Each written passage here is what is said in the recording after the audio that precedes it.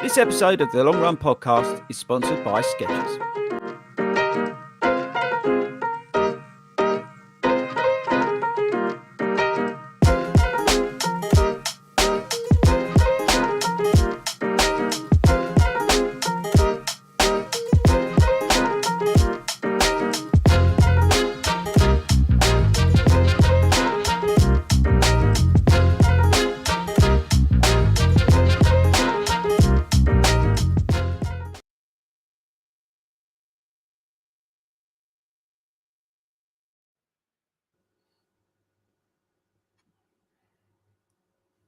Hello, everybody, and welcome along again to the Long Run Show live stream and podcast brought to you by the FORDY Runs Running community and our lovely sponsors, Skechers. I'm Ian Wilkerson, and we shall be talking tonight about training programs and whether, if you have a couple of weeks off in your marathon plan, is that going to greatly affect your finishing time?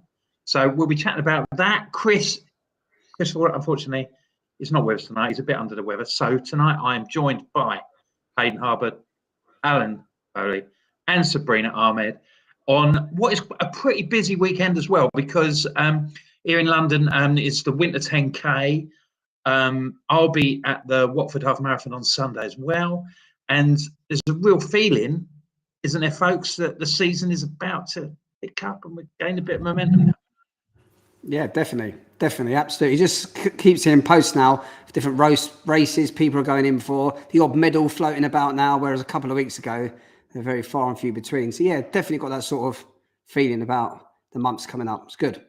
Yeah, it's the first big race in London as well, isn't it, of the year? So it's an ideal time to kind of start really thinking about what you got coming, what you got booked, and what does your 2023 race calendar look like. So hopefully, if you haven't already got a race booked, seeing all the posts and seeing all the excitement will encourage you to have a look at what's out there in the coming weeks and months.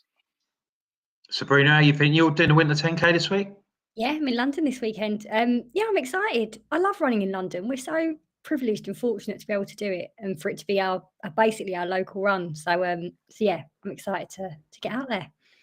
Oh, it's going to be great. You know, it's plenty going on, and it's lovely.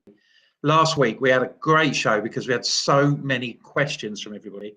We blasted through about the first half an hour, chatting away with what your queries were, what you wanted to know, all sorts of different stuff on all sorts of different subjects. So please drop any questions you got in the comments as we're going along, and we'll take it from there. So Hayden, how's your training going then, mate?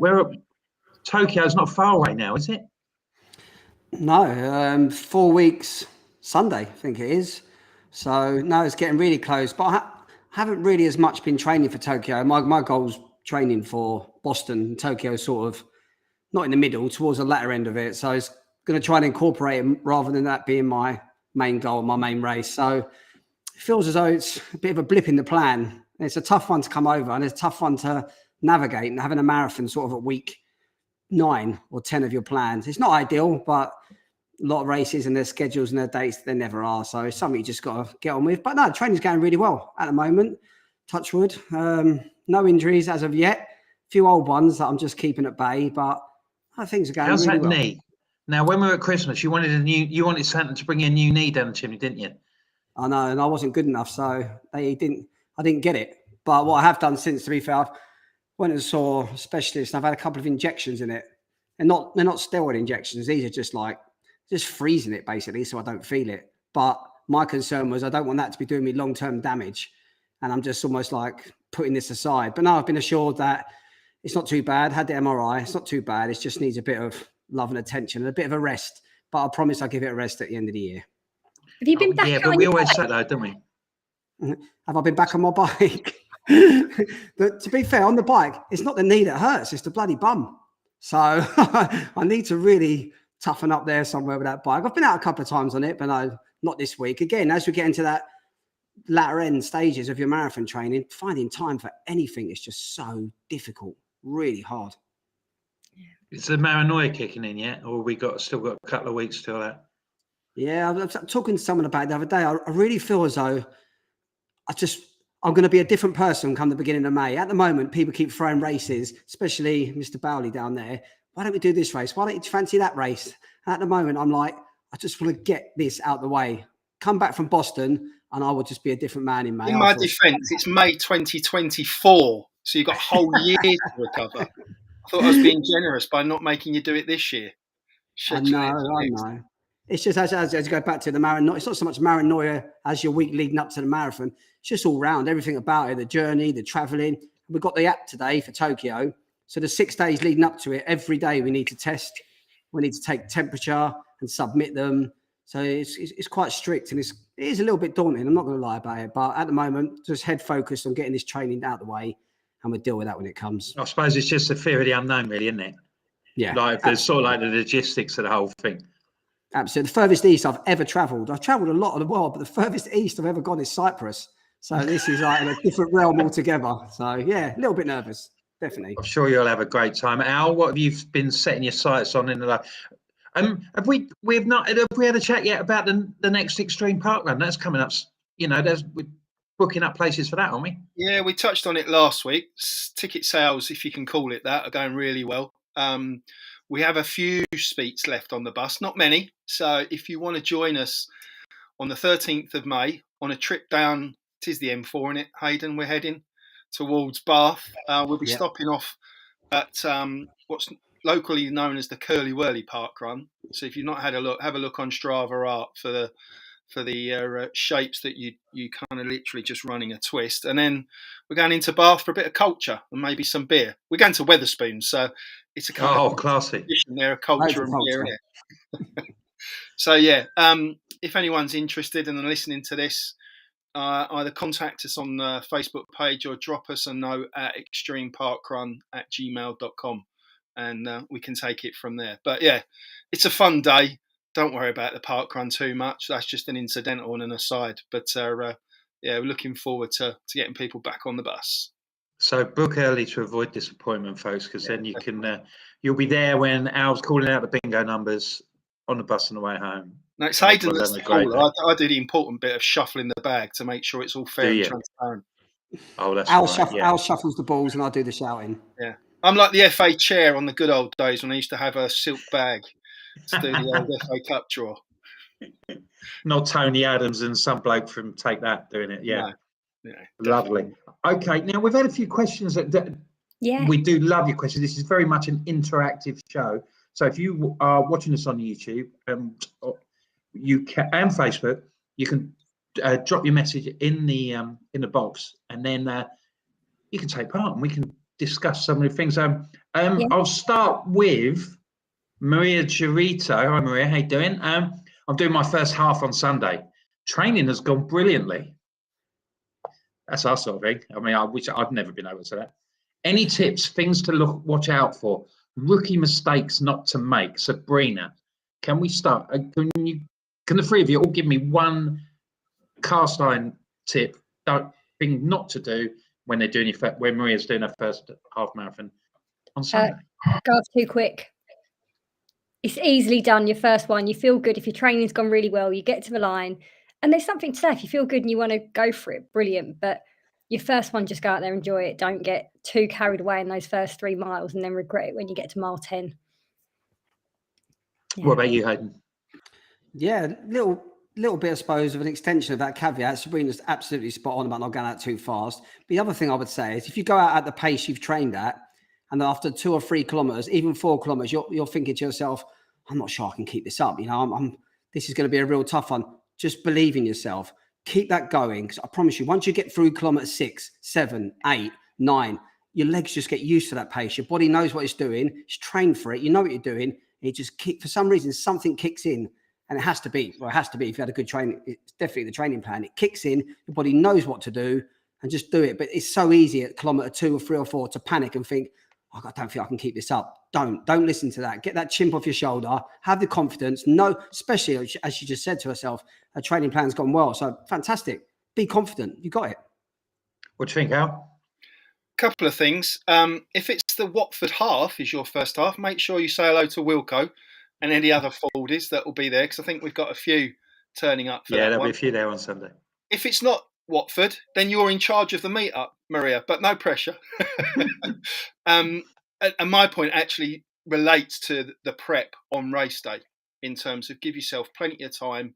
You know, you're going to be an excited puppy, and that's part of the reason. If it's your first first half, you might end up going, off too quick.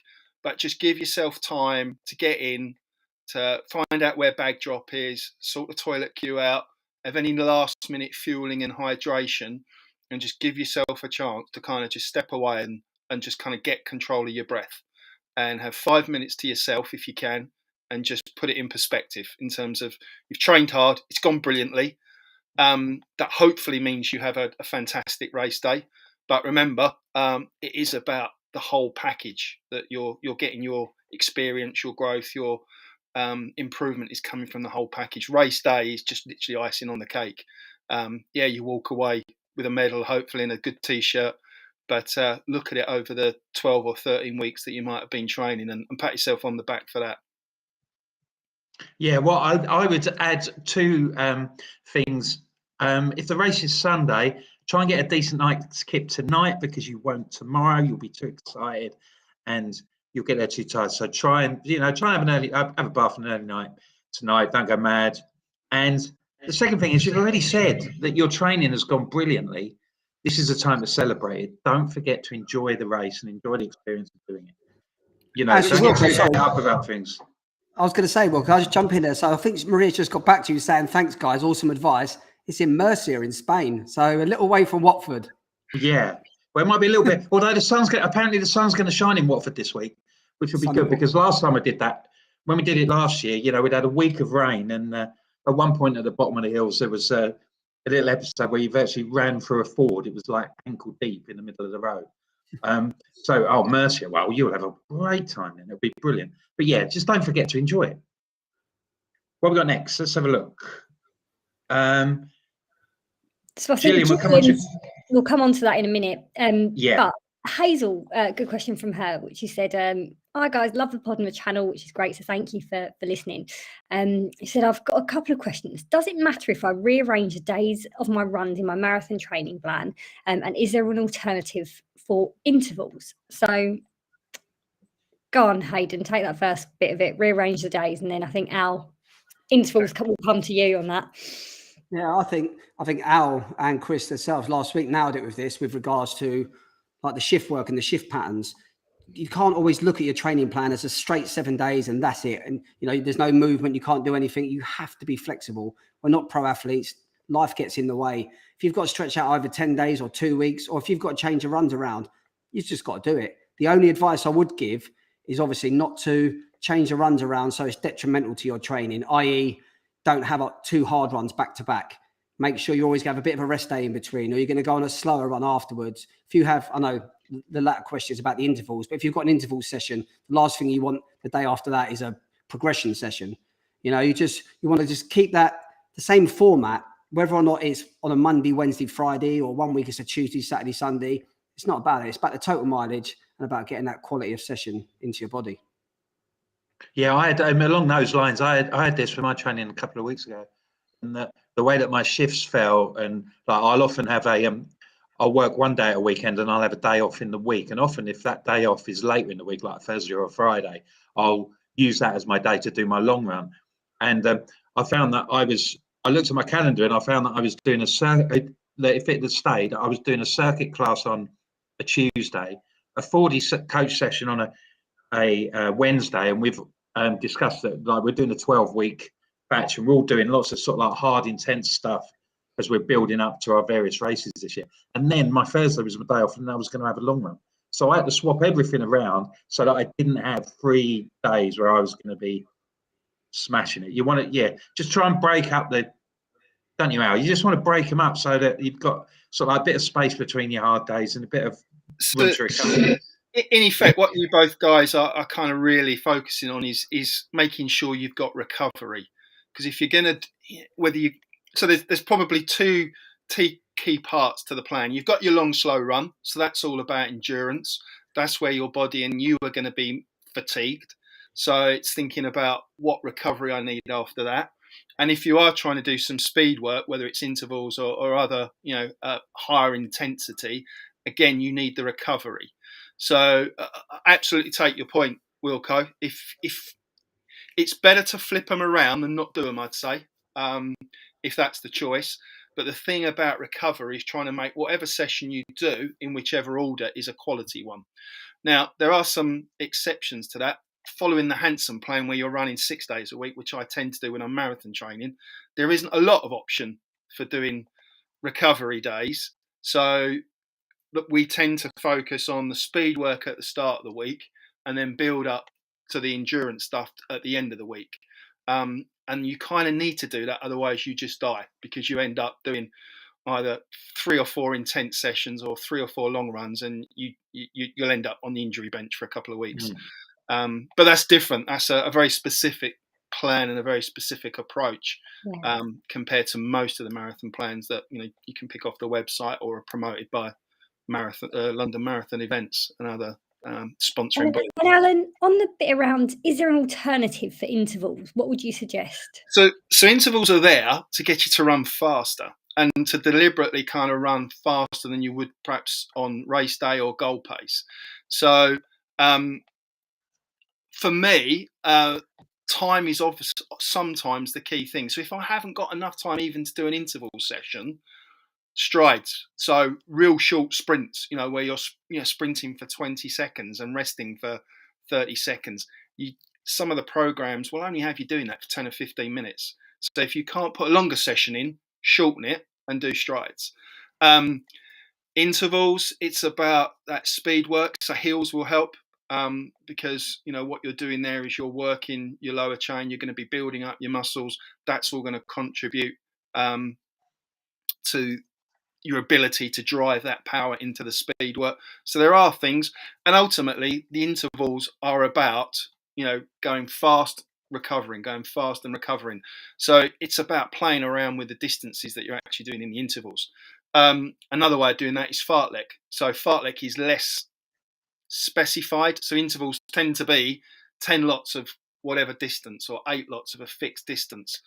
You can build in a fartlek run into a long, slow run. You can say, right, for the next 15 minutes, I'm just going to put some speed into the session and just kind of work it out yourself. I'm going to sprint to the next lamppost, and then I'm going to go back into my easy pace. I'm going to sprint to the end of the road and go back into my easy pace. And you can just play around with that. And that's what actually fartlek means. It means playing with speed in Swedish. So there are 2 or 3 different things you can do if you don't feel comfortable or you can't fit in a kind of programmed scheduled interval session. I think as well, obviously with intervals as well, because they tend to be of a certain sort of length, you find that you want a particular venue or somewhere to go to do it. I mean, when I lived in London, I had a park at the back of my road, which was concrete all the way around, 3 football pitches. It was 900 meters, and it was brilliant for doing interval training on. But then I moved, and now where I am, I haven't really got anywhere of that sort of type to that type of environment in which I could do them to a similar sort of level. So, like you say, I tried to sort of like integrate things into, do a few strides, interview things, do intervals, integrate it into my running. Yeah. All right. Well, look, we've got loads of questions, so hopefully that answers your question, Hazel. Next one's a quick one, which I'll answer, which is Robert Hallam said, is extreme park run for volunteers as well as runners? Yes, yes, yes. The park runs that the guys go to always need people to volunteer and to help out with marshalling, tail walking, tokens, all of that kind of stuff, because obviously we take so many people there. So yes, if you are happy to come along and volunteer, that'd be amazing. Next one, Hayden, but you can help with this. So Wendy said she's strained her right calf doing a long run. Any advice as she's running London Marathon and she's fearing her fate? So, well, yeah.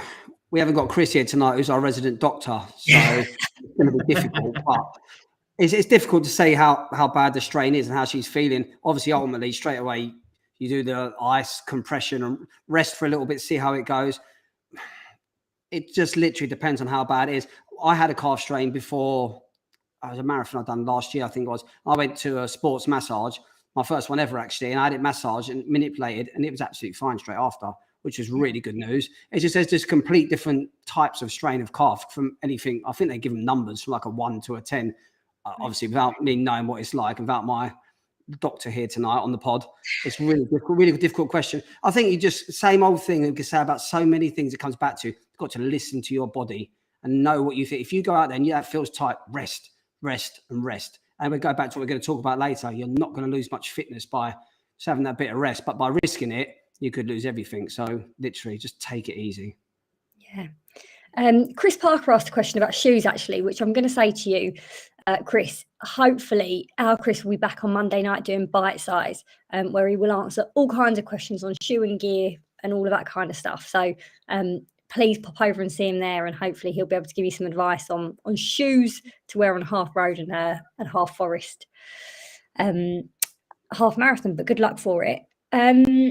Next one has come from a Facebook user. If you're on Facebook, please do click on the link that was posted earlier down, because it helps us to see your name. But basically, they're struggling with their marathon training block for Manchester. It's been icy, it's been cold. Any advice on how they can pick themselves up? And I guess we'll come on to this in a minute in terms of what you miss from missing a bit of training. But advice for picking yourself up and getting back out there. If I kick off, and then I guess the biggest bit of advice for me is don't chase the miles. So don't feel like because you've missed a week of training that you've suddenly got to add those 10, 20, 30, however many miles into your next week or 2 weeks. Write it off. Don't worry about it, and pick yourself up and get back out there from where your plan is.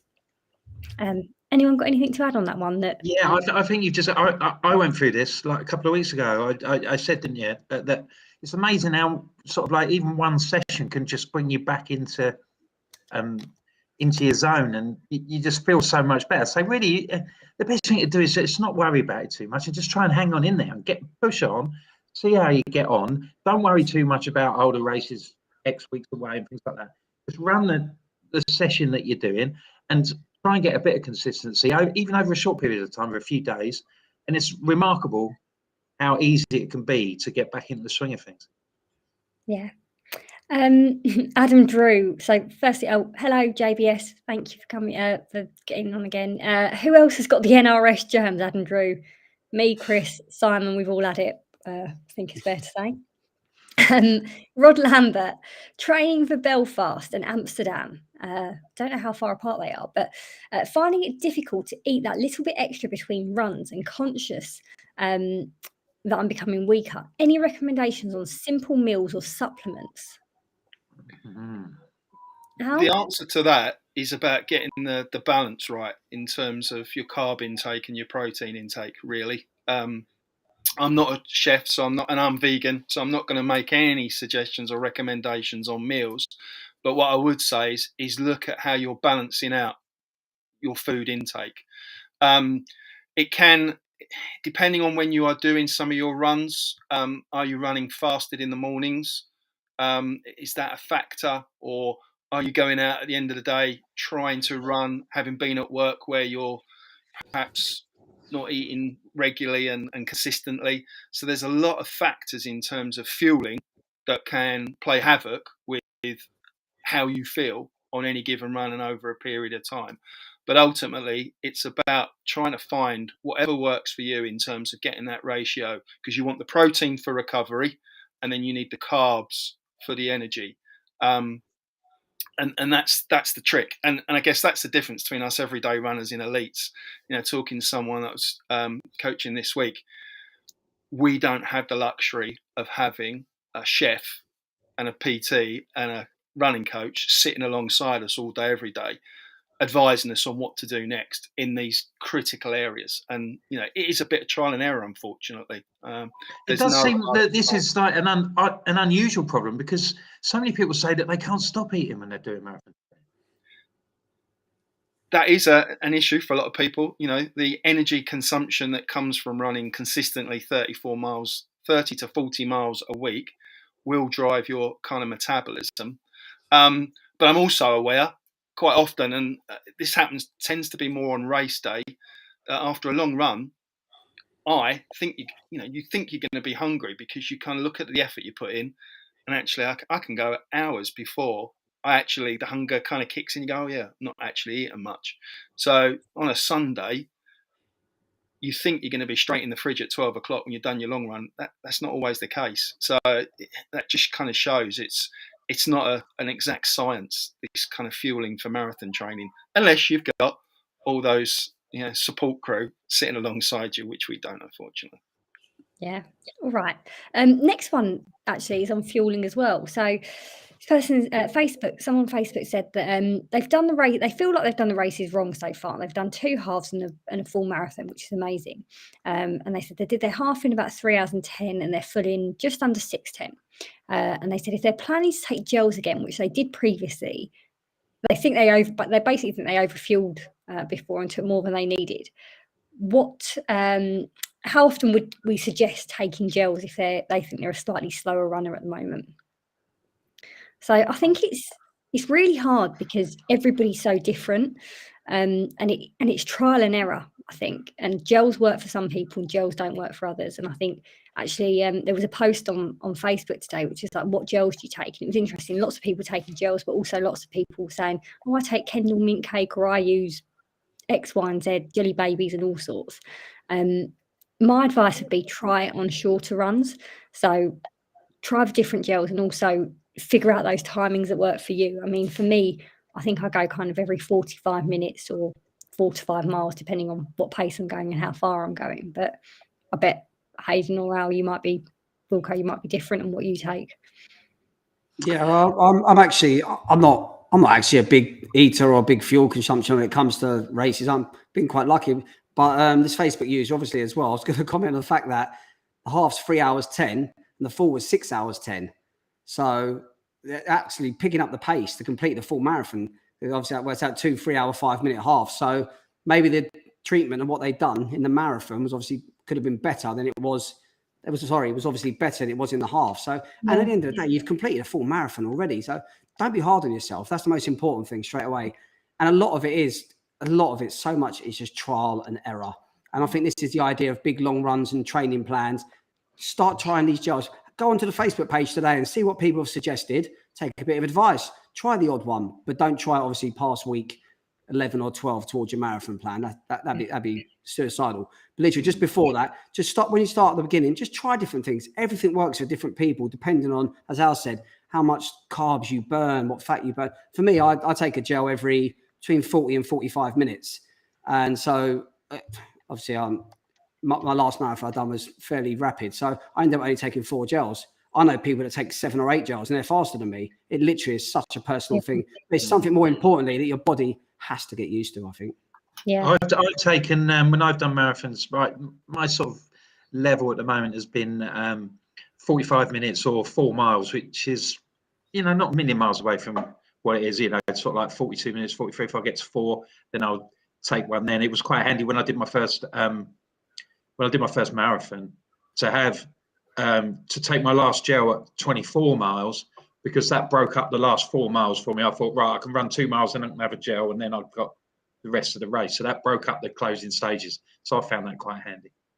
Yeah, great. I love that we've got so many questions coming. It's brilliant, isn't it? Jonathan Winter has said he's run 3 marathons all under 4 hours. Congratulations, that's a brilliant achievement. And each one that he said he's hit a wall around between 19 and 21 miles. He's become lightheaded and his legs have felt very heavy. Any suggestions on how to deal with these issues? Al, did you have something similar in London? Was it London this year? It was a strain. I picked up a strain. So that was muscular. And what got me through was actually a pint of beer that was handed from someone in the crowd. So Jonathan, look out for the beer. It might just do the trick in terms of giving you the little bit of motivation that you need. So whilst I joke about that, there was something in that beer in terms of the right mix of kind of sugars and carbs and whatever that gave me a pick-me-up, as well as the mental and emotional pick-up of just having that random act of kindness. The wall comes from a combination of 2 things. It's all based, and I'm going to get a bit sciencey because you kind of have to understand it a little bit. It's all about you kind of depleting your glycogen stores and then going into your fat stores to go search for the same fueling. And that's why, coming back to the previous question, whatever works for you, get it consistent and get it so that you're taking on fuels when you feel like you don't need them. Because if you leave it until you're fatigued, then that's too late. Similar with hydrating, if you drink to thirst, it's too late. So you need to kind of be fixing your schedule, however you define that, whether it's 45 minutes, 4 miles, whatever works for you, and kind of stick to it. What I've found when I've hit the wall is I've kind of lost track of time. And I've looked at my watch and gone, right, I've run nearly an hour and I haven't taken any fuel on. And I'm shoveling gels or bananas or something down my neck, but it's too late. My body's kind of gone searching into my muscles, looking for that fat store rather than taking the glycogen from where it would normally do. So it is about practicing and getting that consistency in your training, Jonathan. And again, the long, slow runs are there to build up the miles in your legs, but it's also to help you practice all these other things that make for hitting the sweet spot on race day. I'd like to add also, I'm not sure about, obviously I have no idea what a training plan is or anything, but if that's happened on 3 occasions, then maybe have a look at your plan and focus your plan on, maybe a lot of people do their plan and go up to 20 miles sort of once. Maybe have a look at it going up to 20 miles a couple of times and seeing why, or seeing if this happens then. If it doesn't happen then you've got to start thinking, why is it happening on race day? It might be that you're going out faster. So maybe you need to drop back the pace a little bit. I just think the more experience you get in that plan leading up to it, if you do a few couple of 20 milers, also that will give you confidence. Do a few of them and you don't hit the wall, come race day, you just got to think to yourself, this is just another one of them long runs. I've got it. I've been up to 20 miles a few times. There's going to be no reason for this to be any different. It's a lot of it. I know there's a lot of science behind it, but still a massive percentage hitting the wall. It's definitely psychological.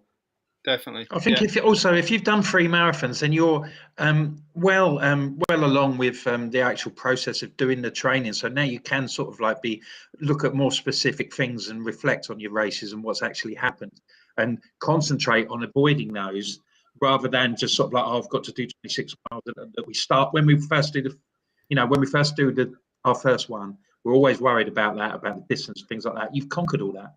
You can do that.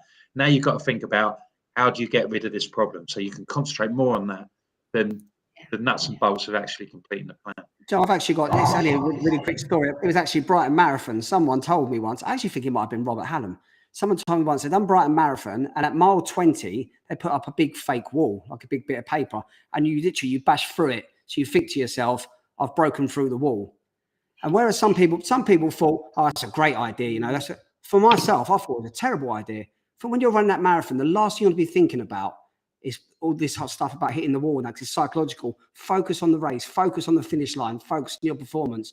And the minute you see this wall come up, you're going to start thinking, oh, the wall, am I going to hit that? What's happening here? And that's just a disaster for me. But that's true. It's going to be a psychological issue, isn't it? That if it's between 19 and 21, when Jonathan's running, he's going to be thinking about that. He's got to try and have some sort of distraction away from it. So the wall in Brighton is at the power station, so it's doubly worse in Brighton. Not only do you hit the wall, you hit the power station. So well done to Robert for putting up that wall and breaking through in Brighton. Love it. All right, and then I think the next one. Move on and do our thing. Yeah, go on. Because I think we're out of questions, aren't we? Now we were talking about will you be able to finish a marathon if you have 2 weeks off? Obviously, training plans, they become interrupted. Things happen. People get ill. There was a question earlier, wasn't there? Bear with me. It was Gillian. I'm on my 5th day of COVID, my first experience. Lungs definitely feel tight. Training for Brighton, so worried about how this will affect my training. Now, I'm feeling Gillian's pain because this is exactly what happened to me when I was training for Dublin last year. We did the Great North Run. We went up to Newcastle, and I got COVID, and I was out of action for 2 weeks, right in the middle of my plan. So it's particularly post-pandemic with COVID coming back every now and then. This is something that happens to a lot of people, and I'm sure I'm not the only one this has happened to around the table. I'm going to put Hayden on the spot because you've had some experience of this last year, didn't you, Hayden? Yeah. With your preps for your big American adventure.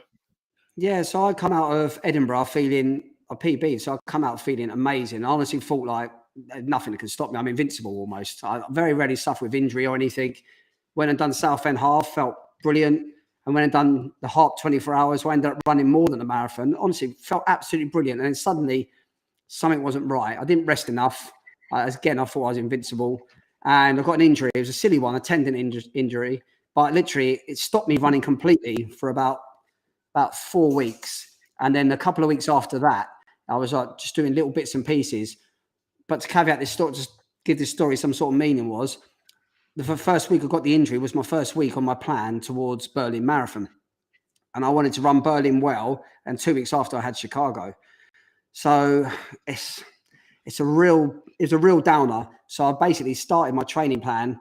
I think it was around about week 8 in the end, knowing that I've got about 8 weeks of this training plan to go. And you have to build in a taper. So whenever you look at training plans and people think, oh, it's a 16-week plan, you've got to take off 2 or 3 weeks depending on your taper. So for me, I knew I had a good running session of about 5 or 6 weeks. And yeah, I was really nervous about it, really down about it. It's one thing that a lot of runners don't talk about. This whole thing, when mental health issues that people suffer, a lot of it can be down to things like injury, and you can't go out there, you can't run. And when you've got big races booked, it's really, really, really gut wrenching. It's horrible to be even driving in a car and seeing a runner going the other way. You're like, it's just a horrible feeling. So yeah, so I basically didn't start my training plan until about week 8 on the plan. So I had a very minimal one. But the thing about it was I have had a good base behind me. Been running for quite a few years now. So that is something that your body and your mind is never going to forget.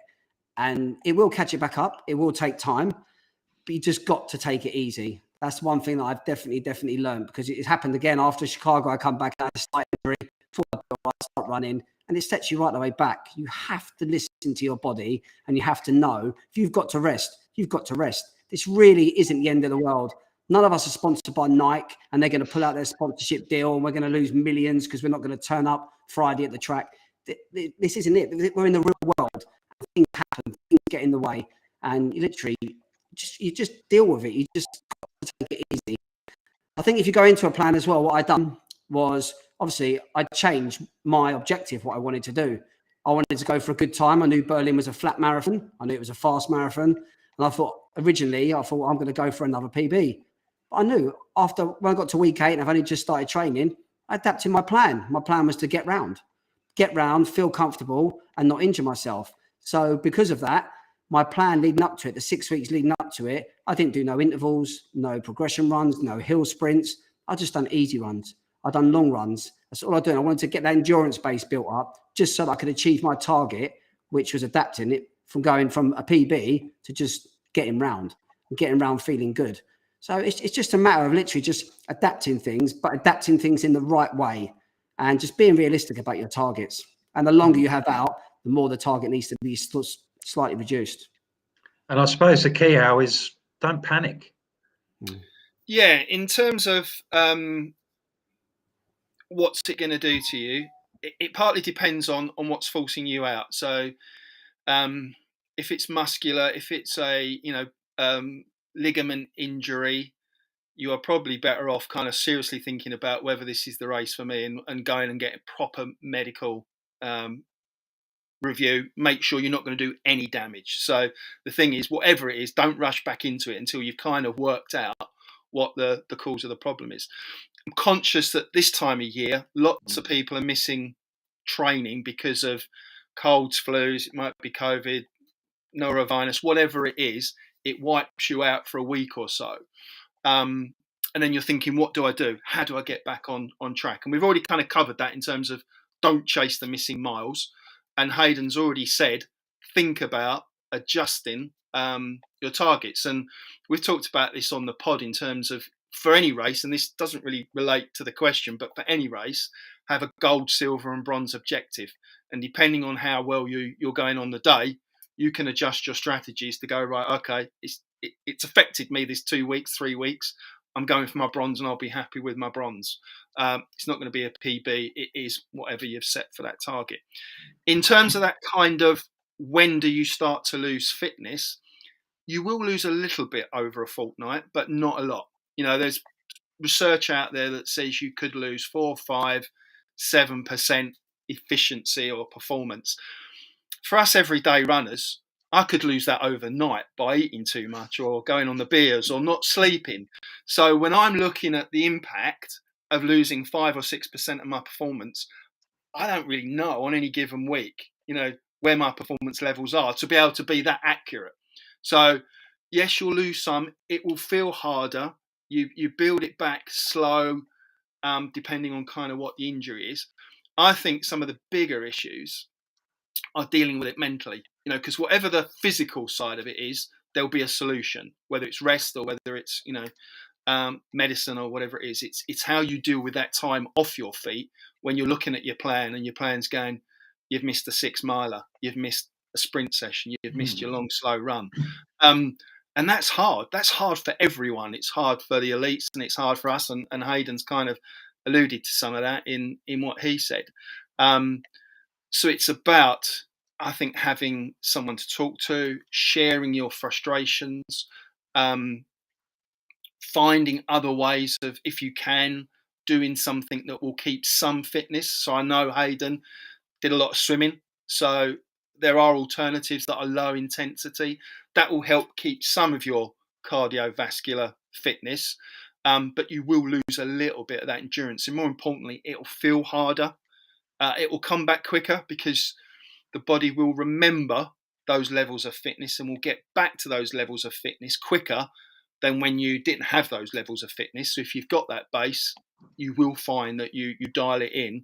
The thing is not to rush it, because if you rush it, you risk compounding whatever problem you had that put you on the injury bench in the first place. Sabrina, do you think, though, with bearing all that in mind, do you think sometimes people give up on their targets a little bit too easily because they're having a few sessions off, and people can still do it, can become psychological, sort of like, I didn't do it, I've missed a few sessions, I'm not going to be able to do this time, whereas and they talk themselves out of it. Do you think that's a factor? Yeah, I mean, I think it depends on what it is and who it is and how you're feeling. But I do think there's so much to say for listening to your body and listening to your mind, because look, all the things that you guys have just said, I completely agree with, right? You don't want to do yourself long-term injury. You need to listen, you need to recover and all of those things. But also the mental pressure sometimes of going, I've now got to do this, can be crippling in itself. And I do think, yes, you can look, we all know, right? And as coaches, we know that you could get to you can get to marathon distance. And yes, it might not be, as Hayden said, the time that you want, but you adjust your goals, you adjust your objective and go, can I get round? And yes, right, we tell people that all the time. But also, I do think there's a point at which sometimes you have to go, am I oh, feedback. I'm actually going to do myself more damage by trying to put myself through this, because if I do it and actually I don't feel good and I don't have the race I want, is that going to have a negative impact on how I come out of that block and how I feel about running going forward? It's not just about one race. It's about, we all run for different reasons, and if it's for people about doing that one race and doing that one marathon and ticking it off, that's different to going, actually, I run for my mental health, my physical health, for the social element, all of those things, in which case it's also okay to go, I'm going to defer that, or I'm not feeling it physically, like I'm not up to it, I'm not feeling it mentally, and actually I'm going to just do what's right for me. There's no shame in taking that and going, do you know what, this just isn't for me right now. And I think that sometimes we can look around, and when you're in a world or in a scenario full of runners, and we've got this amazing community and we've got these amazing groups, but you go, oh my God, everyone's doing this. Should I be doing all of this stuff as well? And the answer is no. Do what's right for you and don't feel afraid to go, actually, I'm going to go and walk park run every week, park walk, and that's all I want to do, versus actually I'm going to go through 2-3 training marathon blocks a year. Everyone's different. So I think that's really good advice, Hayden, that looking at the bigger picture and not just taking one race in isolation, thinking about your mental state and whether you're going to want to carry on if things don't go particularly well, and perhaps cutting your losses might be a good idea. Yeah, absolutely. And obviously there's people listening tonight, there's people on the Facebook groups, that, like Sabrina said, and they're not here. People aren't here tonight just because they're running Manchester or just because they're running London. People here listening and asking questions tonight because they're runners. So this is a journey. Whether it's going to last a year, 2 years, 10 years, 20 years, who knows? But at the moment, it's a hobby. It's a journey, it's a sport, it's a leisure thing, it's something we like to do. And as you said, you've got to think of that long term. You don't just think, it's like, I suppose you're at work and you have a meeting. If you have a bad meeting, you have a bad meeting. You know, next week you probably have a good one. It's just one of them things. It's just something you have to deal with, but it's difficult. But then you do have the other side of it as well. You need to think in your mind sometimes why you don't want to do this run or why you're not going to go out on this run, because you have this whole scenario. And I know Al's a fan of it. He goes on about it. You've got the old chimp on the shoulder. It's constantly there telling you can't do this, or you don't really want to do this. This is tough. And again, it comes down to mental toughness. Everyone sees me and people say to me, especially in the Surrey group, they're like, oh, you just go out, you just get on with it. You do it every night. There's loads of nights where I'm there and I'm getting my shoes on and I'm thinking, I really don't want to do intervals tonight. I really don't want to do hill sprints. And I'm thinking to myself, I've written my own plan. I'll just change it tonight. I'll just do an easy run, or I'll just do this. But then you stand up, you get out there, you start your watch and you think, no, do you know what? I'm going to do this. I've got to do this. If there's nothing physical in your way, i.e. injury and stuff, just that focus and that mindset, and it creates something completely different and something great, where 1 minute you're thinking, this is a disaster, I can't do this. The next minute, you're on top of the world. It's brilliant. I think it's such a good point. We, as coaches, and obviously, Hayden, you've got your group in Surrey and I've got the ones down here. And there's something amazing when people get there on a Tuesday, Wednesday, Thursday night, whatever night it is, and they go, oh, I'm just not feeling it. I've had a really tough day. What are we doing? What are you going to make me do now? And then at the end they go, oh God, I'm so glad I did that. Like, we had a lady in our Tuesday group this week, Mandy, she got like through the bulk of the session. I went, you're still smiling? She went, yeah, because I know I've done it now. I feel great knowing that the hard bit's done. And I went, exactly. And I think sometimes pushing through that is just, that's all you need, is one good run to get you back on track.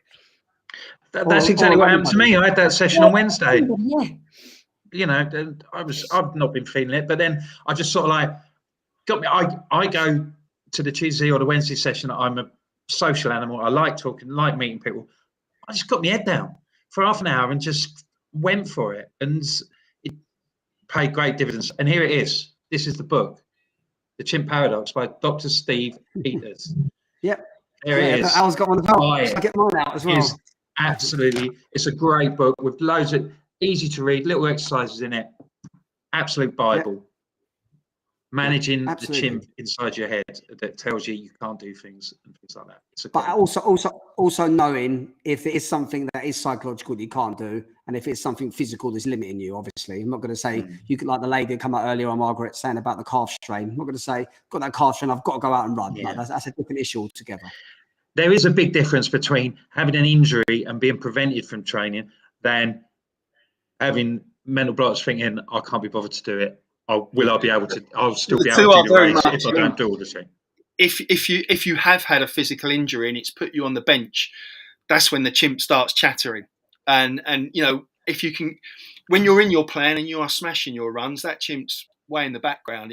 It's when you create space for that negative mindset, those voices, and that's the problem with the physical injury. It's very hard to just go, I'll be fine, I'll come back, I'll gain it all, and I'll move on. That's a really hard mindset. And the theme of the book is not telling your chimp to shut up and leave me alone. It is managing these thoughts and turning them to your benefit and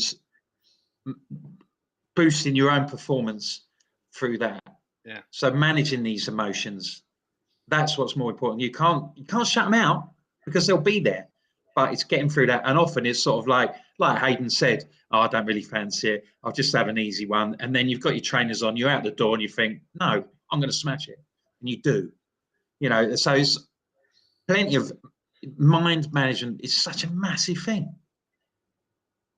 Absolutely. Yeah. What book should we review next week, Wilco? I've got loads. I love all these. Yeah, we'll dig a few out. But I mean, I couldn't recommend it enough. It's a cracking book. I think going back to the question, which is, will you finish a marathon or a half marathon or whatever your goal is, right? It could be 5K, 10K, depending on what you're doing.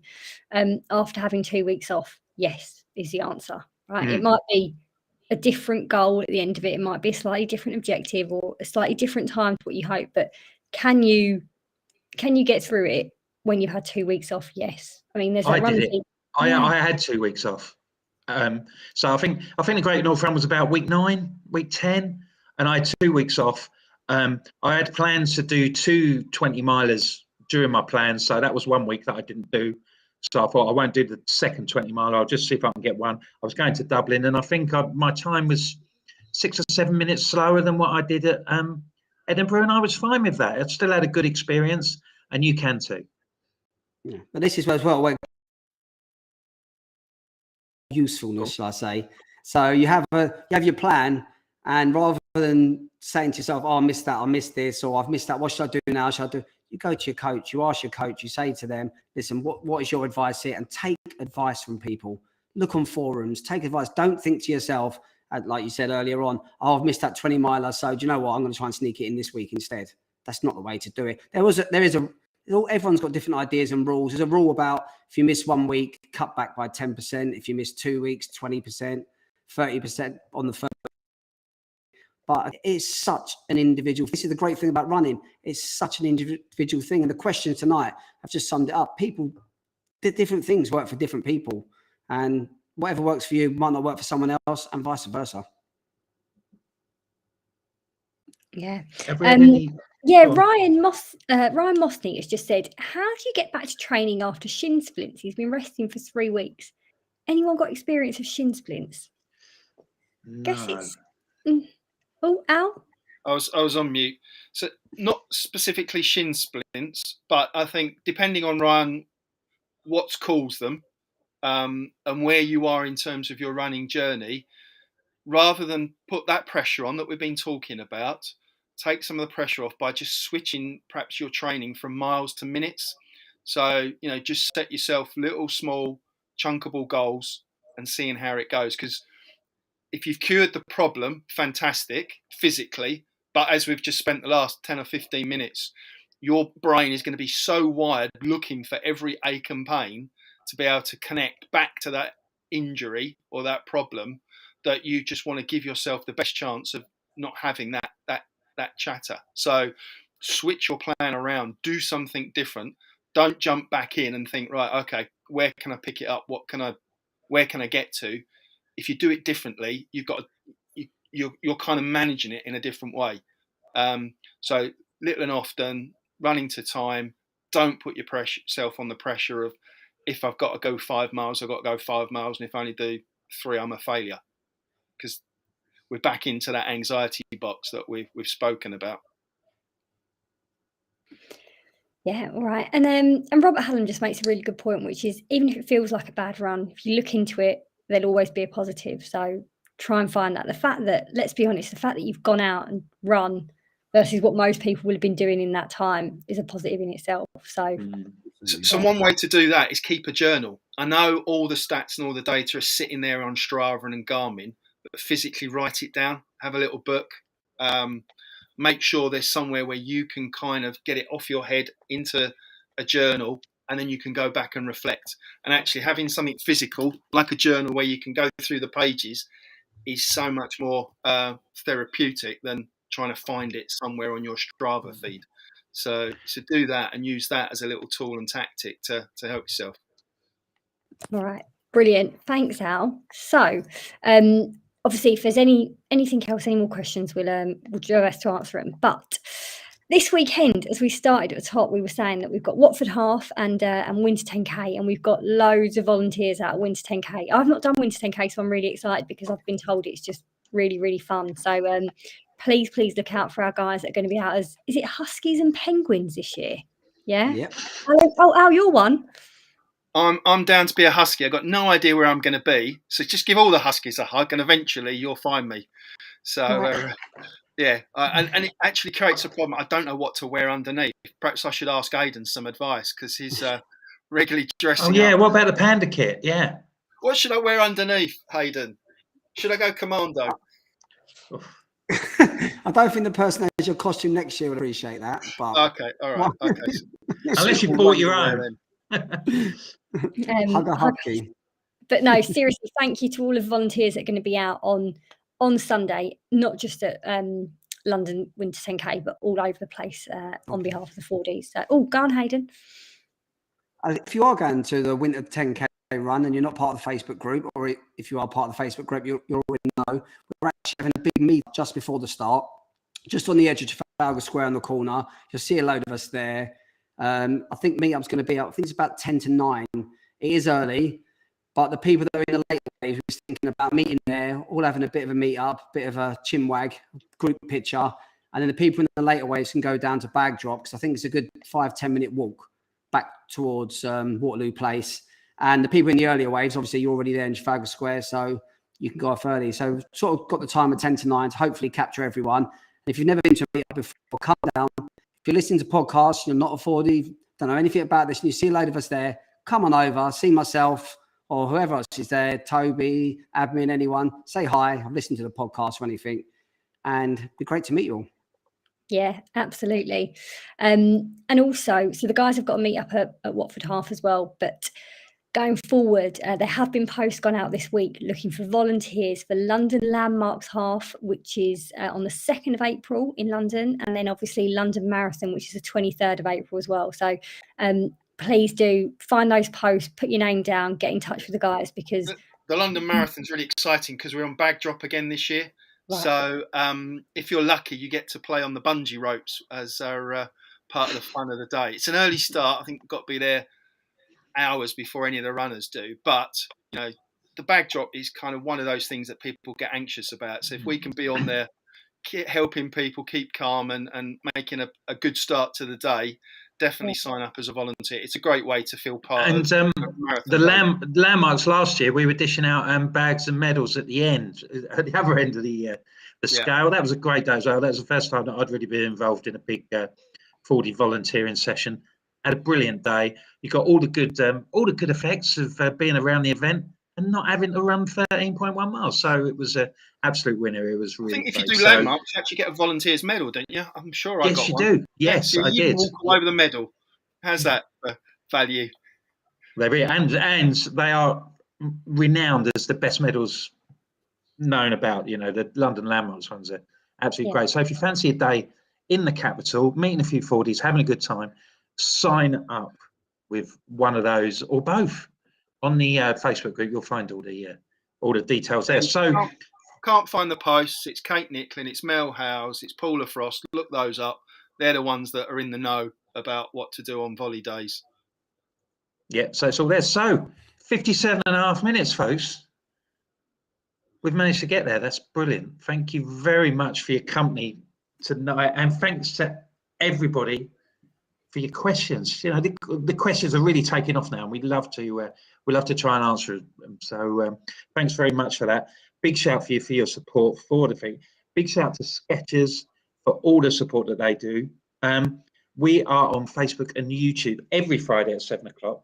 But if you can't catch us live, you can always download us on your favourite podcast provider of choice, whether that's Amazon, Apple, or Spotify. We had some big news this week that we're #1 in Indonesia and Nigeria for running podcasts. So we are truly a global phenomena. So we are looking to boost maybe the whole of Africa. You know, it's opened our eyes. So thank you very much. Don't forget, if you've got a question, drop a line to fordyruns.com/longrun, and we can take that as well. And otherwise, enjoy your events this week. Thanks, guys, for coming. Enjoy your running. Take care, and we will see you next week.